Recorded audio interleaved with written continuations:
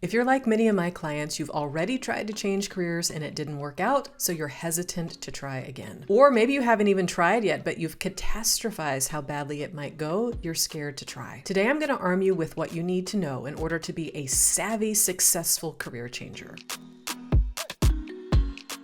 I'm Laura Sims. I help people choose and start meaningful careers so they can have more meaning, money, and joy. In this video, you'll learn the big 7 reasons that career changes fail. I really want you to pay attention to numbers 3 and 4 and do not underestimate number 7. Reason number 1. This may seem obvious, but you didn't know what job you wanted. You applied for what you already knew because it felt safe, because you didn't know what else to do, because you didn't know where else you could take your skills, even though you knew you didn't want those jobs. You applied for jobs you didn't want. You applied for the same, you got more of the same. Even though you wanted change, you did not change your behavior. This is a failure of strategy. You must have clarity around what you want in order to drive a successful career change. And I say drive because I know you want to be intentional in your choice. I know you want to self-lead your career. You want to be in control, not just take whatever someone dangles in front of your face. Number 2, this time you changed your behavior. You applied for something different,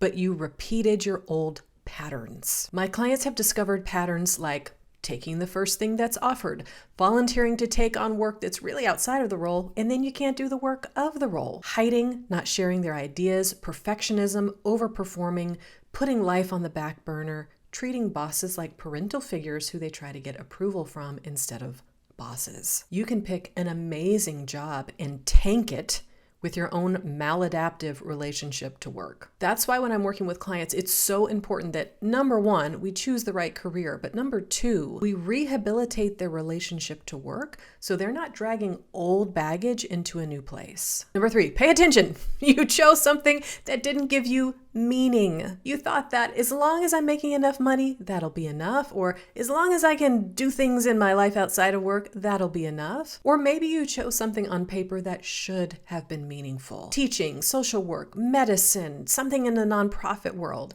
but you just couldn't connect with it. Work that's not meaningful is very hard to sustain. The average American spends 2,080 hours a year working. You want to spend 2,080 of your hours every year working at something that you don't care about? Something that makes you feel bad when there is an alternative? No thanks. Reason number 4. This may seem different, but it's very related to number 3. You chose something that didn't give you money. Work that doesn't yield enough money is also very hard to sustain. I'll be honest, money is not a primary motivator for me or most of my clients, but money equals options. It means resources. It means support. It means opportunity. You don't have to want yacht money to realize that money can add ease and opportunity to your life. In my free training, I go into a lot more detail about the relationship between meaning and money and how to get both out of a career.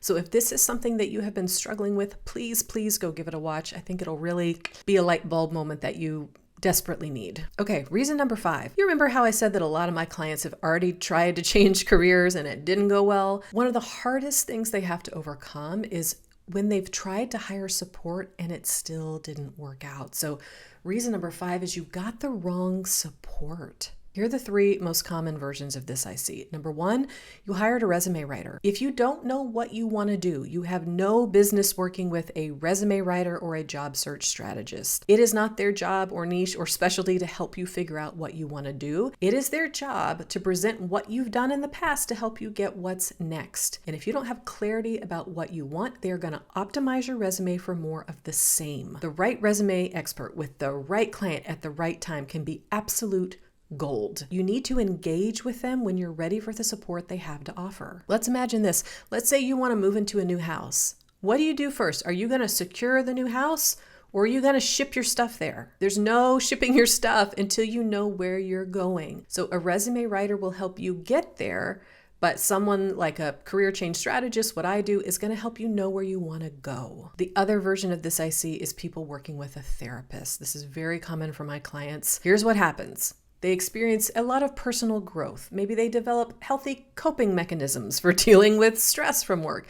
Maybe they learn to set better boundaries. Maybe their outlook on life becomes more positive. Maybe their confidence and their self-esteem grows. But they still don't figure out what is the right career for them. Like a resume writer, it is not their job or their skill set to help people pinpoint the right career. Ugh, maybe this one hurts the worst. Working with a career coach or a life coach. What most career coaches are offering is not actually career change strategy. If you have had the experience of getting to know yourself better, but it not leading to concrete career ideas, you haven't done career change strategy. You've done personal development work. Knowing yourself is nice. It is not effective career change strategy.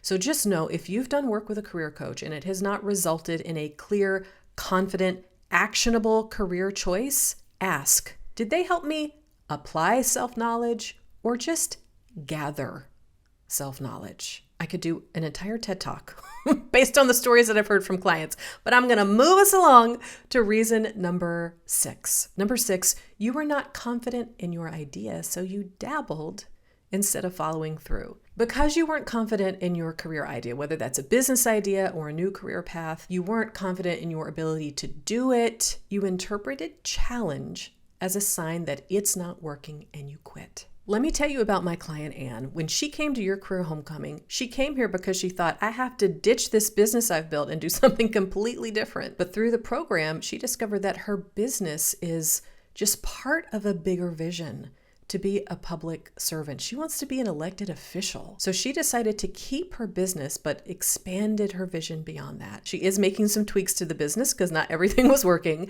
but she didn't have to burn it down and start over. The big thing that needed to change was her long-term vision and her confidence in her business to get her there. Here's what she said at the end of our work together. I went from panic mode to feeling peaceful and expansive about the rest of my career.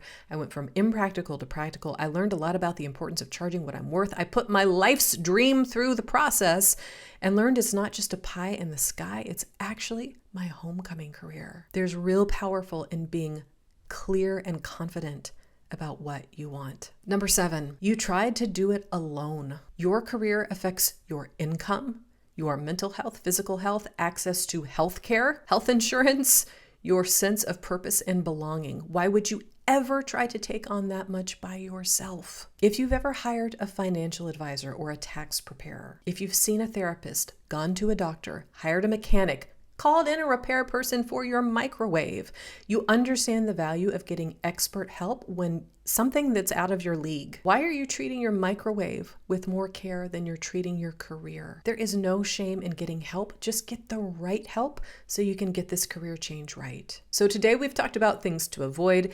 If you want to learn things to do, check out my free training. It lays out the step-by-step career change strategy that's working for my clients. I will see you in the free training. Guarantee you're going to learn something new about how to choose the meaningful work that's right for you.